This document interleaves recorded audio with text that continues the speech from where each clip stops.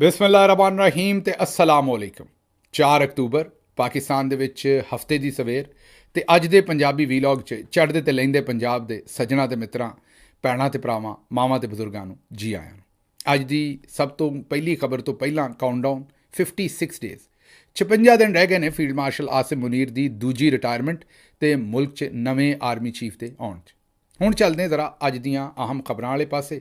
ਜਿਹੜੀ ਪਹਿਲੀ ਖਬਰ ਤੁਹਾਡੇ ਸਾਹਮਣੇ ਰੱਖਣੀ ਹੈ ਸਾਡੇ ਬਹੁਤ ਹੀ ਪਿਆਰੇ ਸੱਜਣ ਮਿੱਤਰ ਤਾਰਿਕ ਮਤੀਨ ਸਾਹਿਬ, ਉਹਨਾਂ ਦਾ ਫੁੱਲਾਂ ਵਰਗਾ ਪੁੱਤਰ ਮੁਸਤਫਾ ਤਾਰਿਕ, ਉਹਦੀ ਵਫਾਤ ਹੋਈ ਹੈ। ਕੋਈ 14-15 ਸਾਲ ਉਮਰ ਸੀ ਮੁਸਤਫਾ ਦੀ।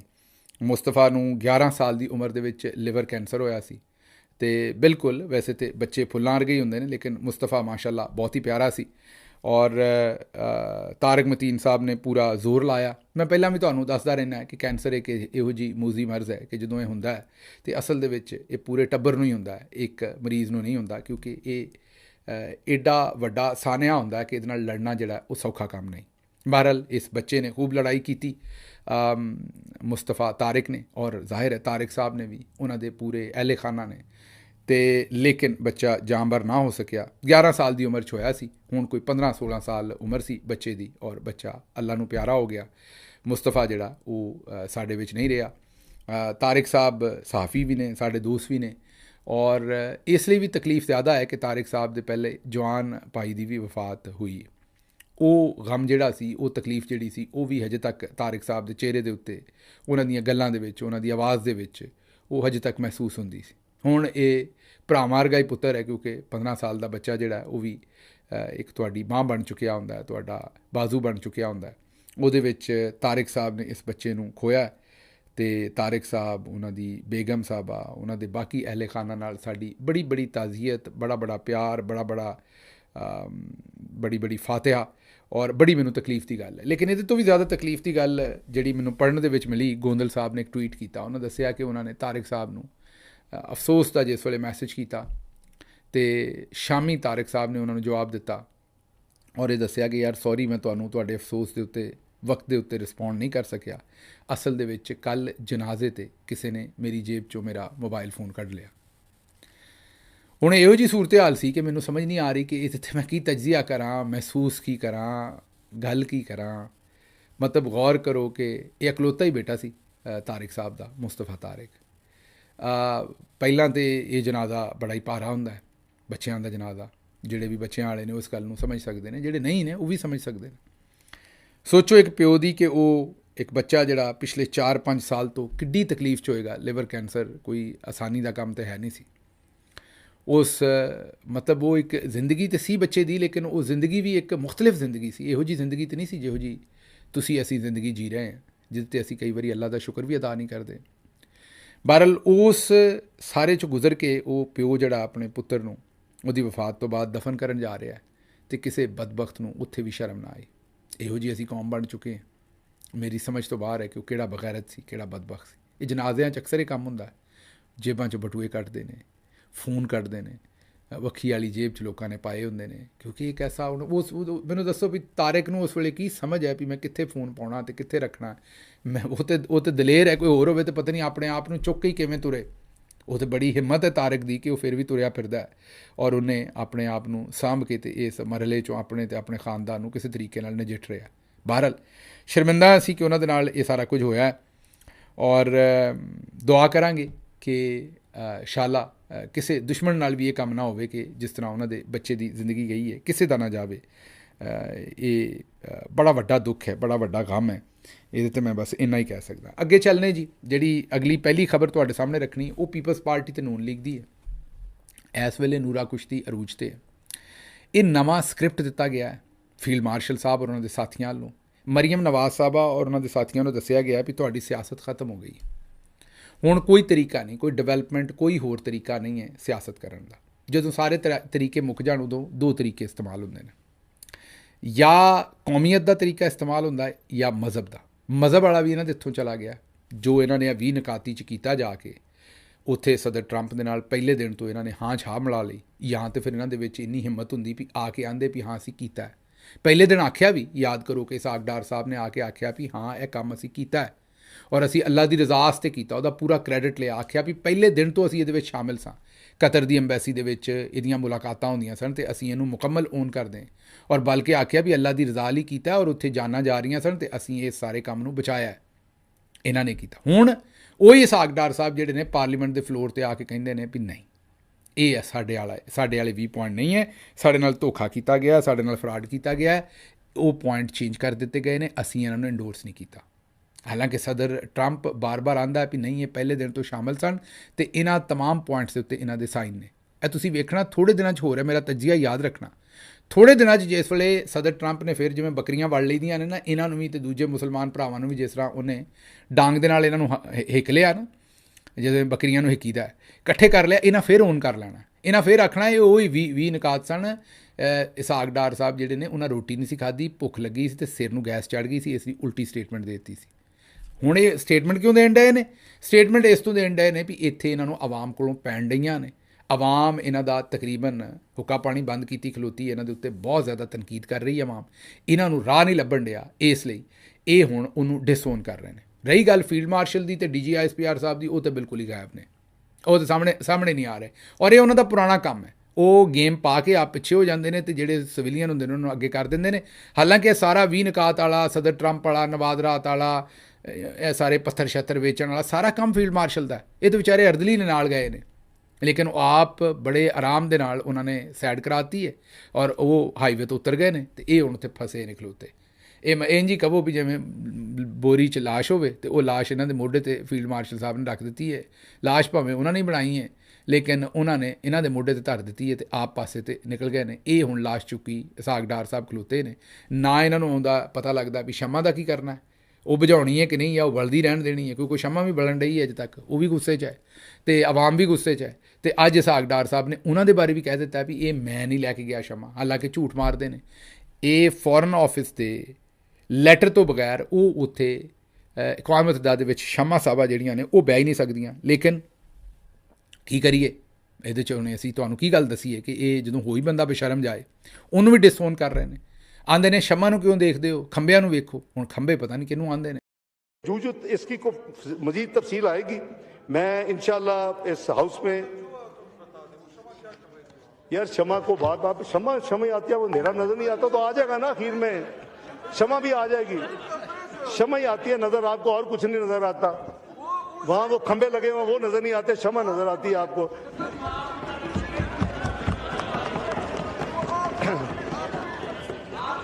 जी नो क्रॉस टॉक जनाबे स्पीकर मेरा ख्याल है कि शमा ना वेखो खंबिਆਂ ਨੂੰ ਵੇਖੋ, ਇਹ ਕਿਸੇ ਨੂੰ ਸਮਝ ਨਹੀਂ ਆਈ। ਲੇਕਿਨ ਜ਼ਾਹਿਰ ਹੈ ਸ਼ਰਮਿੰਦਾ ਨਹੀਂ ਹੋ ਰਹੇ, ਪਤਾ ਇਹਨਾਂ ਨੂੰ ਹੈ ਕਿ ਅਸੀਂ ਖੱਚ ਮਾਰ ਬੈਠੇ ਸਾਰੀਆਂ।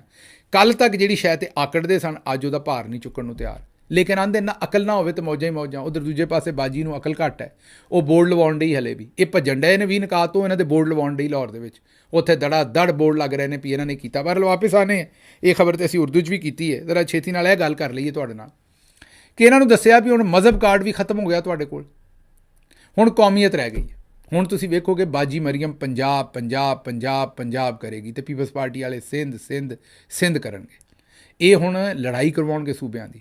ਅੱਛਾ, ਇਹ ਪਹਿਲੀ ਵਾਰੀ ਹੋ ਰਹੀ ਹੈ? ਨਾ ਨਾ ਨਾ ਨਾ, ਇਹ ਤੁਹਾਨੂੰ ਜੋ ਕਰਾਚੀ ਦੇ ਵਿੱਚ ਮਹਾਜਰ ਸਿੰਧੀ ਸਭ ਕੁਝ ਹੁੰਦਾ ਨਜ਼ਰ ਆਇਆ, ਸਾਡੇ ਚੌਧਰੀ ਸਾਹਿਬ ਦਾ ਸਕ੍ਰਿਪਟ ਸੀ। ਸ਼ੀਆ ਸੁੰਨੀ ਦਾ ਜਿਹੜਾ ਕੰਮ ਹੁੰਦਾ ਉਹ ਵੀ ਸਾਡਾ ਆਪਣਾ ਹੀ ਸਕ੍ਰਿਪਟ ਹੁੰਦਾ ਟਾਈਮੋ ਟਾਈਮ। ਜਿਹੜਾ ਅਸੀਂ ਤਾਲਿਬਾਨ ਔਰ ਦੂਜੇ ਸਾਰੇ ਕੰਮ ਕੀਤੇ ਨੇ ਉਹ ਵੀ ਸਾਡਾ ਹੀ ਸਕ੍ਰਿਪਟ ਸੀ ਕਿਸੇ ਨਾ ਕਿਸੇ ਜ਼ਮਾਨੇ 'ਚ। ਇਹ ਹੁਣ ਨਵਾਂ ਸਕ੍ਰਿਪਟ ਹੈ ਚੌਧਰੀ ਸਾਹਿਬ ਦਾ। ਹੁਣ ਕਿਉਂਕਿ ਹੋਰ ਕੋਈ ਸ਼ੈ ਹੱਥ ਆ ਨਹੀਂ ਰਹੀ ਅਤੇ ਉਹਨਾਂ ਬਾਜੀ ਨੂੰ ਨਵਾਂ ਸਬਕ ਪੜ੍ਹਾਇਆ ਵੀ ਤੂੰ ਭੈਣ ਸਾਡੀ, ਇਹ ਮੇਰੀ ਭੈਣ ਹੈ, ਹੋਰ ਕਿਸੇ ਦੀ ਨਹੀਂ। ਹੁਣ ਮੈਨੂੰ ਨਹੀਂ ਪਤਾ, ਉਹ ਜ਼ਾਹਿਰ ਹੈ ਹੁਣ ਤੁਸੀਂ ਕੱਲ੍ਹ ਨੂੰ ਆਖੋ ਵੀ ਕੈਪਟਨ ਸਫਦਰ ਸਾਹਿਬ 'ਤੇ ਵੀ ਤੁਸੀਂ ਇਹ ਕੰਮ, ਉਹ ਤਾਂ ਉਹਨਾਂ ਦੇ ਘਰ ਵਾਲੇ ਨੇ, ਉਹ ਤਾਂ ਨਹੀਂ ਭੈਣ ਆਖਣਗੇ, ਮੈਂ ਆਖ ਰਿਹਾ। ਉਹਨਾਂ ਨੇ ਆਖਿਆ ਹੈ, ਐਸਟੈਬਲਿਸ਼ਮੈਂਟ ਨੇ ਆਖਿਆ ਹੈ, ਜਰਨੈਲਾਂ ਨੇ ਆਖਿਆ ਹੈ ਕਿ ਮਰੀਮ ਸਾਹਿਬਾ ਤੁਹਾਡੇ ਕੋਲ ਇੱਕ ਹੀ ਤਰੀਕਾ ਰਹਿ ਗਿਆ, ਤੁਸੀਂ ਪੰਜਾਬੀ ਦਾ ਨਾਅਰਾ ਲਾ ਦਿਓ ਜਿਵੇਂ ਤੁਹਾਡੇ ਪਿਓ ਨੇ ਲਾਇਆ ਸੀ, ਜਾਗ ਪੰਜਾਬੀ ਜਾਗ। ਹੁਣ ਤੁਹਾਨੂੰ ਮਰੀਮ ਨਵਾਜ਼ ਹਰ ਚੀਜ਼ 'ਚ ਪੰਜਾਬ ਪੰਜਾਬ, ਮੇਰਾ ਪੰਜਾਬ ਪੰਜਾਬ, ਮਤਲਬ ਸਿੰਧ ਔਰ ਪੰਜਾਬ 'ਚ ਲੜਾਈ। ਜਿਵੇਂ ਪਿਛਲੇ ਦਿਨਾਂ 'ਚ ਅਫਗਾਨਿਸਤਾਨ ਨਾਲ ਲੜਨ ਨੂੰ ਤਿਆਰ ਬੈਠੇ ਸਨ ਨਾ, ਉਵੇਂ ਬਾਜੀ ਮਰੀਮ ਹਰ ਚੀਜ਼ ਦੇ ਵਿੱਚ ਹੁਣ ਪੰਜਾਬ ਲਿਆ ਰਹੀ। ਇਹ ਜ਼ਰਾ ਗੱਲ ਸੁਣਿਓ। ਪਹਿਲਾਂ ਤਾਂ ਬਾਜੀ ਇਕੱਲੇ ਲਾਹੌਰ ਦਾ ਪਾਣੀ ਕੱਢਦੀ ਸੀ, ਉਹ ਜਿਹੜਾ ਬਾਰਿਸ਼ ਬੂਰਿਸ਼ ਦੇ ਵਿੱਚ ਪਾਣੀ ਆ ਜਾਂਦਾ ਸੀ। ਹੁਣ ਬਾਜੀ ਆਂਦੀ ਹੈ ਮੇਰਾ ਪਾਣੀ ਮੇਰਾ ਪਾਣੀ ਮੇਰਾ ਪਾਣੀ। ਇਹ ਹੁਣ ਮੇਰੀ ਸਮਝ ਤੋਂ ਬਾਹਰ ਹੈ ਵੀ ਬਾਜੀ ਨੇ ਸਕੰਜਵੀ ਬਣਾ ਲਈ ਹੈ ਜਿਹੜਾ ਬਾਜੀ ਦਾ ਪਾਣੀ ਹੈ। ਮਤਲਬ ਬਾਜੀ ਤੂੰ ਕਿਤੇ ਦਰਿਆਵਾਂ ਦੇ ਵਿੱਚ ਨਿੰਬੂ ਨਿਚੋੜ ਕੇ ਤੇ ਖੰਡ ਪਾ ਕੇ ਬਹਿ ਗਈ ਹੈ ਵੀ ਉਹਨੇ ਸਾਰਾ ਪਾਣੀ ਤੇਰਾ ਹੈ, ਕਿਸੇ ਹੋਰ ਦਾ ਪਾਣੀ ਨਹੀਂ ਹੈ। ਮਤਲਬ ਜਾਂ ਤਾਂ ਇਹ ਹੈ ਨਾ ਵੀ ਤੂੰ ਵਿੱਚ ਚਮਚਾ ਫੇਰ ਲਿਆ ਖੰਡ ਪਾ ਕੇ ਅਤੇ ਨਿੰਬੂ ਪਾ ਕੇ ਵੀ ਸਕੰਜਵੀ ਤੇਰੀ ਹੈ, ਹੁਣ ਕੋਈ ਇਹਦੇ ਤੋਂ ਗਲਾਸ ਨਹੀਂ ਭਰ ਸਕਦਾ। ਮਤਲਬ ਅਹਿਮਕਾਂ ਵਾਲੀਆਂ ਗੱਲਾਂ ਨੇ। ਇੱਕ ਸਭ ਤੋਂ ਵੱਡੇ ਸੂਬੇ ਦੀ ਚੀਫ ਮਿਨਿਸਟਰ ਨੂੰ ਇਹੋ ਜਿਹੀਆਂ ਗੱਲਾਂ ਨਹੀਂ ਕਰਨੀਆਂ ਚਾਹੀਦੀਆਂ। ਬਾਕੀ ਕਾਨੂੰਨ ਜ਼ਾਬਤਾ ਬਣਿਆ ਹੋਇਆ, ਪਾਣੀ ਸਾਰਿਆਂ ਨੂੰ ਆਪਣੇ ਹਿੱਸੇ ਦਾ ਹੀ ਲੱਭਣਾ, ਲੇਕਿਨ ਇਹ ਮੇਰਾ ਪਾਣੀ, ਕਿਹੜਾ ਪਾਣੀ ਹੈ ਬਾਜੀ ਤੇਰਾ ਜਿਹੜਾ ਤੂੰ ਐਡਾ ਰੌਲਾ ਪਾ ਲਿਆ ਹੈ? ਮਤਲਬ ਇਹ ਤੇਰੇ ਪਾਣੀ ਨੇ ਦੁਨੀਆ ਪੂਰੀ ਪਾਣੀ ਪਾਣੀ ਕਰ ਛੱਡੀ ਹੈ, ਮਤਲਬ ਕਿ ਲੜਾਈ ਕਰਾ ਛੱਡਣੀ ਇੱਥੇ ਸਾਰਿਆਂ ਨੂੰ। ਇਹ ਸੁਣੋ ਜ਼ਰਾ ਬਾਜੀ ਆਂਦੀ ਕੀ। जब नहरों की बात आई, पंजाब का अपना पानी था। जब मैं अपना पानी कहती हूँ ना, तो वो मेरे घर जाती उमरा का पानी नहीं है, वो पंजाब के अवाम का पानी है। पंजाब को मैं अपना समझती हूँ तो अपना पानी कहती हूँ। हमें सीसीआई की मीटिंग में बुलाया और वहां पर मैंने अपने पैसों से, पंजाब ने अपने पैसों से नहरें निकालनी थी, हमें इजाजत नहीं दी। वो पानी जो मेरे पंजाब के किसान का हक था, उसको सियासत की नजर कर दिया गया। मैं बोली सीसीआई मीटिंग में भी, मैंने पंजाब के अवाम का पूरा मुकदमा वहां पर भी लड़ा, लेकिन मैं चुप रही। ਸੁਣ ਲਿਆ ਜੇ। ਅੱਛਾ ਹੁਣ ਇਹਦੇ ਵਿੱਚ ਇਹ ਸੁਣੋ ਵੀ ਇੱਕ ਪਾਸੇ ਆਂਦੀ ਹੈ ਵੀ ਮੈਂ ਉੱਥੇ ਬੋਲੀ, ਮੈਂ ਮੁਕੱਦਮਾ ਲੜਿਆ, ਆਖਰ ਤੇ ਆਂਦੀ ਮੈਂ ਚੁੱਪ ਰਹੀ। ਤੁਹਾਨੂੰ ਨਹੀਂ ਯਕੀਨ ਆਉਂਦਾ? ਇਹ ਆਖਰ ਦੇ ਉੱਤੇ ਜਿਹੜਾ ਜੁਮਲਾ ਹੈ ਨਾ, ਜਿੱਥੇ ਆਂਦੀ ਹੈ ਵੀ ਮੈਂ ਉੱਥੇ ਲੜਾਈ ਕੀਤੀ ਪੰਜਾਬ ਵਾਸਤੇ, ਫਿਰ ਆਂਦੀ ਚੁੱਪ ਰਹੀ। ਇਹ ਸੁਣੋ ਫਿਰ। सीसीआई की मीटिंग में बुलाया और वहां पर मैंने अपने पैसों से, पंजाब ने अपने पैसों से नहरें निकालनी थी, हमें इजाजत नहीं दी। वो पानी जो मेरे पंजाब के किसान का हक था, उसको सियासत की नजर कर दिया गया। मैं बोली सीसीआई मीटिंग में भी, मैंने पंजाब के अवाम का पूरा मुकदमा वहां पर भी लड़ा, लेकिन मैं चुप रही। ਸੁਣ ਲਿਆ ਜੇ। ਇੱਕ ਪਾਸੇ ਆਂਦੀ ਵੀ ਮੈਂ ਉੱਥੇ ਲੜਾਈ ਕੀਤੀ, ਫਿਰ ਆਂਦੀ ਮੈਂ ਨਹੀਂ ਬੋਲੀ, ਮੈਂ ਚੁੱਪ ਰਹੀ। ਇਹ ਹੁਣ ਪਤਾ ਨਹੀਂ ਬਾਜੀ ਚੁੱਪ ਰਹਿ ਕੇ ਕਿਸ ਤਰ੍ਹਾਂ ਬੋਲਦੀ ਹੈ, ਅਤੇ ਬਾਜੀ ਦੇ ਪਾਣੀ ਦਾ ਕਰਨਾ ਕੀ ਜੇ, ਇਹ ਮੇਰੇ ਸਮਝ ਤੋਂ ਬਾਹਰ ਹੈ। ਇਹਦੇ 'ਤੇ ਤੁਸੀਂ ਕੌਮੈਂਟ ਕਰੋ, ਦੱਸੋ ਮੈਨੂੰ। ਮੇਰੀ ਸਮਝ ਤੋਂ ਬਾਹਰ ਹੈ ਕਿ ਮੈਂ ਇਹਦੇ ਉੱਤੇ ਕੀ ਕੌਮੈਂਟ ਕਰਾਂ। ਇਹ ਬਾਰਲ ਜਰਨੈਲਾਂ ਨੇ ਨਵੀਂ ਪੱਟੀ ਪੜ੍ਹਾਈ ਹੈ ਕਿ ਹੁਣ ਪੰਜਾਬੀਅਤ ਤੁਸੀਂ ਕਰੋ ਅਤੇ ਉਹ ਸਿੰਧ। ਇਹ ਸੀ ਤੁਸੀਂ ਦੇਖੋਗੇ ਵੀ ਉਹ ਬਾਜੀ ਮਰੀਮ 'ਤੇ ਹਮਲਾ ਕਰਨਗੇ, ਪੰਜਾਬ ਗਵਰਨਮੈਂਟ 'ਤੇ ਕਰਨਗੇ, ਇਹ ਸਿੰਧ 'ਤੇ ਕਰੇਗੀ ਔਰ ਪੰਜਾਬ ਦੀਆਂ ਗੱਲਾਂ ਭੈਣ ਸਾਡੀ ਕਰੇਗੀ। ਇਹ ਸੁਬਾਈਅਤ ਔਰ ਹੁਣ ਮੁਲਕ ਨੂੰ ਮਜ਼ੀਦ ਨੁਕਸਾਨ ਪਹੁੰਚਾਉਣ ਦਾ ਸਾਡੇ ਜਰਨੈਲਾਂ ਨੇ ਜਿਹੜਾ ਫੈਸਲਾ ਕੀਤਾ ਮਾਜ਼ਰਤ ਦੇ ਨਾਲ ਬਿਆਨੀਏ ਦੇ ਵਿੱਚ, ਉਹ ਸਾਨੂੰ ਆਉਣ ਵਾਲੇ ਵਕਤ ਦੇ ਵਿੱਚ ਬਹੁਤ ਮਹਿੰਗਾ ਪਏਗਾ। ਲੇਕਿਨ ਨਵੀਂ ਪਟੜੀ ਦੇ ਉੱਤੇ ਇਹਨਾਂ ਨੇ ਚਾੜ ਦਿੱਤਾ ਹੈ। ਹੁਣ ਅੱਲਾ ਹੀ ਖੈਰ ਕਰੇ। ਅੱਛਾ ਜੀ, ਅੱਗੋਂ ਜਿਹੜੇ ਅਲਤਾਫ ਹੁਸੈਨ ਸਾਹਿਬ ਨੇ, ਉਹਨਾਂ ਨੇ ਲੀਕ ਕਰ ਦਿੱਤਾ ਮੁਕਾਲਮਾ ਸ਼ਹਿਬਾਜ਼ ਸ਼ਰੀਫ ਸਾਹਿਬ ਦਾ ਅਤੇ ਡੋਨਲਡ ਟਰੰਪ ਦਾ। ਉਹਨਾਂ ਨੇ ਟਵੀਟ ਕਰ ਦਿੱਤਾ। ਉਹਨਾਂ ਨੇ ਕਿਹਾ ਵੀ ਸਦਰ ਡੋਨਲਡ ਟਰੰਪ ਨੇ ਵਜ਼ੀਰ ਆਜ਼ਮ ਪਾਕਿਸਤਾਨ ਸ਼ਹਿਬਾਜ਼ ਸ਼ਰੀਫ ਨੂੰ ਦੱਸਿਆ ਵੀ ਮੈਨੂੰ ਕਿਹਾ ਕਿ ਮੈਨੂੰ ਦੱਸੋ ਤੁਹਾਨੂੰ ਮੇਰਾ 20 ਨਿਕਾਤੀ ਅਮਨ ਮਨਸੂਬਾ ਕਬੂਲ ਹੈ। ਸ਼ਹਿਬਾਜ਼ ਸ਼ਰੀਫ ਸਾਹਿਬ ਨੇ ਆਖਿਆ ਕਿ ਸਦਰ ਡੋਨਲਡ ਟਰੰਪ ਸਾਹਿਬ ਜਨਾਬੇ ਆਲੀ, ਜਦੋਂ ਫੀਲਡ ਮਾਰਸ਼ਲ ਸਾਹਿਬ ਨੂੰ ਇਹ ਕਬੂਲ ਹੈ ਤਾਂ ਮੈਂ ਕਿਸ ਤਰ੍ਹਾਂ ਇਨਕਾਰ ਕਰ ਸਕਦਾ। ਸਦਰ ਟਰੰਪ ਨੇ ਕਿਹਾ ਕਿ ਨਹੀਂ, ਵਜ਼ੀਰ ਆਜ਼ਮ ਤੁਸੀਂ ਹੋ, ਆਪਣੇ ਮੂੰਹੋਂ ਮੈਨੂੰ ਦੱਸੋ ਵੀ ਤੁਹਾਨੂੰ ਇਹ ਕਬੂਲ ਹੈ ਕਿ ਨਹੀਂ। ਵਜ਼ੀਰ ਆਜ਼ਮ ਸ਼ਹਿਬਾਜ਼ ਸ਼ਰੀਫ ਸਾਹਿਬ ਨੇ ਕਿਹਾ ਕਿ ਜਨਾਬੇ ਆਲੀ ਡੋਨਲਡ ਟਰੰਪ ਸਾਹਿਬ ਬਿਲਕੁਲ ਕਬੂਲ ਹੈ। ਸਦਰ ਟਰੰਪ ਨੇ ਕਿਹਾ ਵੀ ਫਿਰ ਦੱਸੋ ਕਬੂਲ ਹੈ। ਸ਼ਹਿਬਾਜ਼ ਸ਼ਰੀਫ ਸਾਹਿਬ ਨੇ ਕਿਹਾ ਕਿ ਜਨਾਬੇ ਆਲੀ ਕਬੂਲ ਹੈ। ਸਦਰ ਟਰੰਪ ਨੇ ਫਿਰ ਤੀਜੀ ਵਾਰੀ ਆਖਿਆ ਵੀ ਕਬੂਲ ਹੈ, ਅਤੇ ਵਜ਼ੀਰ ਆਜ਼ਮ ਸ਼ਹਿਬਾਜ਼ ਸ਼ਰੀਫ ਸਾਹਿਬ ਨੇ ਕਿਹਾ ਕਿ ਜਨਾਬੇ ਆਲੀ ਬਿਲਕੁਲ ਕਬੂਲ ਹੈ। ਸਦਰ ਟਰੰਪ ਨੇ ਕਿਹਾ ਚਲੋ ਬਈ ਮੁਬਾਰਕ ਹੋਵੇ, ਛੁਹਾਰੇ ਵੰਡੋ। ਛੁਹਾਰੇ ਵੰਡੇ ਗਏ, ਕੁੜੀ ਡੋਲੀ ਚੜ੍ਹ ਗਈ, ਅਤੇ ਉਸ ਤੋਂ ਬਾਅਦ ਹੁਣ ਇਹ ਕਹਿਣ ਡੇ ਨੇ ਵੀ ਨਹੀਂ ਇਹ ਸਾਡੇ 20 ਨਿਕਾਤ ਨਹੀਂ। ਇਹ ਜ਼ਾਹਿਰ ਹੈ ਇਹ ਉਹਨਾਂ ਨੇ ਮਜ਼ਾਕ ਹੀ ਉਡਾਇਆ ਇਹਨਾਂ ਦਾ। ਅਲਤਾਫ ਹੁਸੈਨ ਸਾਹਿਬ ਨੇ ਉੱਥੇ ਉਹ ਬੈਠੇ ਤਾਂ ਨਹੀਂ ਸੀ, ਲੇਕਿਨ ਉਹਨਾਂ ਦੱਸਿਆ ਵੀ ਇਹ ਨਿਕਾਹ ਇਹਨਾਂ ਪੜ੍ਹਾਇਆ ਹੈ, ਇਸ ਤਰੀਕੇ ਨਾਲ ਪੜ੍ਹਾਇਆ ਹੈ, ਇਸ ਤਰੀਕੇ ਨਾਲ ਇਹਨਾਂ ਨੇ ਕਬੂਲ ਕੀਤੇ ਨੇ ਸਾਰੀਆਂ ਚੀਜ਼ਾਂ। ਅਤੇ ਹੁਣ ਬਾਹਰ ਆ ਕੇ ਆਉਂਦੇ ਨੇ ਵੀ ਇਹ 20 ਨਿਕਾਤ ਸਾਡੇ ਨਹੀਂ। ਹੁਣ ਤਾਂ ਇਹ ਲਿੱਤਰ ਵੀ 100 ਖਾਣੇ ਪੈਣੇ ਨੇ ਸ਼ਹਿਬਾਜ਼ ਸ਼ਰੀਫ ਸਾਹਿਬ, ਅਤੇ ਗੰਢੇ ਵੀ ਖਾਣੇ ਪੈਣੇ ਨੇ। ਹੁਣ ਇਹ ਤੁਸੀਂ ਹਿਸਾਬ ਲਾ ਲਓ ਵੀ ਕਿੰਨੇ ਕੀ ਖਾਣਾ। ਬਾਹਰਲੇ ਖਾਣੇ ਪੈਣੇ ਨੇ ਤੁਹਾਨੂੰ। ਜਿਵੇਂ ਉੱਥੇ ਜੋੜੀ ਗਈ ਸੀ ਨਾ, ਅਤੇ ਬੜੇ ਪੈਂਚ ਬਣ ਕੇ ਤੁਸੀਂ ਉੱਥੇ ਤਸਵੀਰਾਂ ਖਿਚਾ ਰਹੇ ਸੀ, ਉਸ ਵੇਲੇ ਤਾਂ ਤੁਹਾਡੀਆਂ ਗੱਲਾਂ ਜਿਹੜੀਆਂ ਸਨ ਉਹ ਵਰਾਛਾਂ ਤੁਹਾਡੀਆਂ ਕੰਨਾਂ ਤੱਕ ਗਈਆਂ ਸਨ ਹੱਸ ਹੱਸ ਕੇ। ਅਤੇ ਹੁਣ ਜਿਹੜਾ ਜ਼ਾਹਿਰ ਹੈ ਤੁਹਾਡੇ ਵਾਸਤੇ ਮੁਸ਼ਕਿਲ ਬਣ ਗਈ ਹੈ। ਇਹਦੇ 'ਤੇ ਮੈਂ ਇਹੀ ਕਹਿ ਸਕਦਾ ਵੀ ਹੁਣ ਵੀ ਆਖੋ ਵੀ ਲੱਗੀਆਂ ਨੇ ਮੌਜਾਂ, ਹੁਣ ਲਾਈ ਰੱਖੀ ਸੋਹਣਿਆ। ਬਹਰਹਾਲ ਇਹਦੇ ਉੱਤੇ ਮਸਲਾ ਇਹਨਾਂ ਵਾਸਤੇ ਖਤਰਨਾਕ ਬਣ ਗਿਆ। ਅੱਛਾ ਜੀ, ਅਗਲੀ ਖਬਰ ਜਿਹੜੀ ਤੁਹਾਡੇ ਸਾਹਮਣੇ ਰੱਖਣੀ ਉਹ ਇੱਕ SHO ਨੇ ਮੁਜ਼ੱਫਰਗੜ੍ਹ ਥਾਣਾ ਸਿਟੀ ਅਲੀਪੁਰ ਦੇ, ਉਹਨਾਂ ਨੇ ਇੱਕ ਨਵਾਂ ਕੰਮ ਕੀਤਾ। ਉਹਨਾਂ ਨੇ ਇੱਕ ਰਿਪੋਰਟ ਦਰਜ ਕਰ ਦਿੱਤੀ। ਇਹਨੂੰ ਰਪਟ ਕਹਿੰਦੇ ਨੇ ਵੈਸੇ। ਉਹਨਾਂ ਇੱਕ ਰਿਪੋਰਟ ਦਰਜ ਕਰ ਦਿੱਤੀ ਥਾਣੇ ਦੇ ਵਿੱਚ। ਰਿਪੋਰਟ ਉਹਨਾਂ ਨੇ ਇਹ ਦਰਜ ਕੀਤੀ ਹੈ ਕਿ ਜਿਹੜਾ SHO ਹੈ ਇਹ ਸ਼ਾਹਿਦ ਨਜ਼ੀਰ ਜਿਹੜਾ ਉਹ ਮੁਹਰਰ ਹੈ ਉੱਥੋਂ ਦਾ, ਥਾਣਾ ਸਿਟੀ ਅਲੀਪੁਰ ਜ਼ਿਲ੍ਹਾ। ਇਹ ਮੈਂ ਇੱਥੇ ਗ੍ਰਿਫਤਾਰ ਵੀ ਰਿਹਾ ਇਸ ਥਾਣੇ ਦੇ ਵਿੱਚ ਜਿਸ ਵੇਲੇ ਸਾਡਾ ਜ਼ਿਮਨੀ ਇਲੈਕਸ਼ਨ ਸੀ, ਅਤੇ ਇਸੇ ਥਾਣੇ 'ਚ ਮੈਨੂੰ ਗ੍ਰਿਫਤਾਰ ਵੀ ਕੀਤਾ ਸੀ, ਥਾਣਾ ਸਿਟੀ ਅਲੀਪੁਰ ਦੇ ਵਿੱਚ, ਜ਼ਿਲ੍ਹਾ ਮੁਜ਼ੱਫਰਗੜ੍ਹ।